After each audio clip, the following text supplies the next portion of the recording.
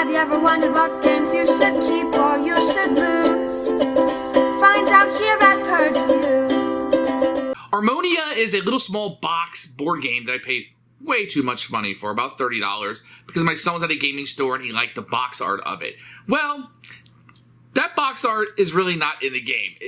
It is if you zoom in with a microscope and you look at the board, but it's really not. This is a little game about rolling multiples of the same thing. That's what you're really trying to do. And you get a Yahtzee-style rolling mechanism here. And you're trying to go down this path in order to get to the tiles, and then you want to put them in certain shapes, because when you have like 3 5s, they go up in a column, and the 4s go in a column, etc. And you want to get these little shapes they're going. It's an Uwe Rosenberg game, which one of my favorite game designers, if not my favorite. So I was like, okay, let's check this out. It's going to be really neat. I can see what he was going for here, right? Like, it's a quick little dice rolling game. Gets a little bit of that polyomino thing in there that he likes. It's interesting. It's a time waster. It's not a $30 game. It's something I'd probably pay $10, $15 for if I had the right mind. But, you know, it's cute. It's fun. It's a time filler. It's a waste of time. It's a fun little experience. It's not something I would say, hey, you got to go out and get this game, and you know, you got to add it to your collection. It's not that sort of thing. It's not trying to be that sort of thing. So I'm going to keep it around just because it's a little time filler, but it's nothing special, nothing that you need to get too excited about, and probably one that you haven't heard of. It's already been released, and you're unlikely to ever hear of it again. Armonia. Here is Armonia. You can see the picture of the great aliens, and the artwork is fantastic on this. Take a good look at it, because you will not see it again inside the game except for the rulebook. This is something you'll pop out. You will need to keep this, so don't throw this away. You're going to get a board, which will be double-sided. You can tell there. One side is just artwork. The other side is the game board. Very nice. You're going to have these tiles that look kind of generic. They're nice. They just have the different configurations. You're going to get a nice set of 6-sided dice. I like these. They're fine. They're just kind of generic. And some regular circular pieces of wood. So none of the components are going to be like the artwork you saw on the front. I guess if you look super close on here, you can see some of that artwork. But the theme has nothing to do with this game whatsoever. Here's the rulebook for the game. It's okay. The components are listed here, which is fantastic.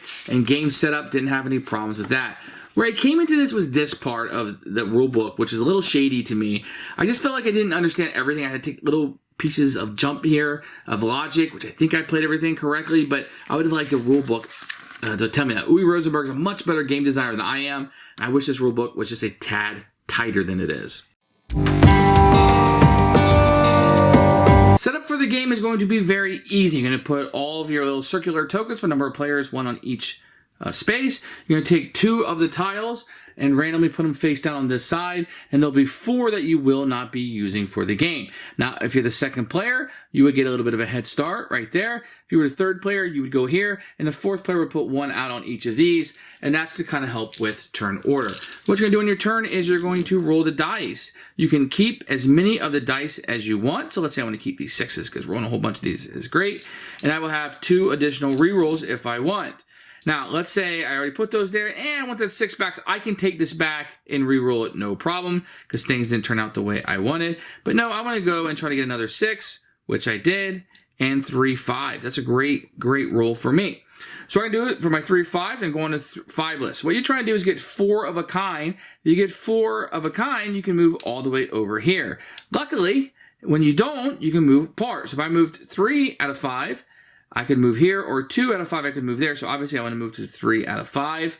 And that means next time I would only need to get 2 of them. So if you got 3 here, you would need 2 more in order to complete it. So the rules are a little bit fuzzy of which one of these connecting. Is it which furthest back gets the top one? I always just said whichever's on top is the top. So it always equals 5 if you didn't make it. So if you got 2 here, plus 3. You got 2 up here is plus 3, etc. because it made the most sense of what you're trying to do. But the rules were a little bit unclear about that.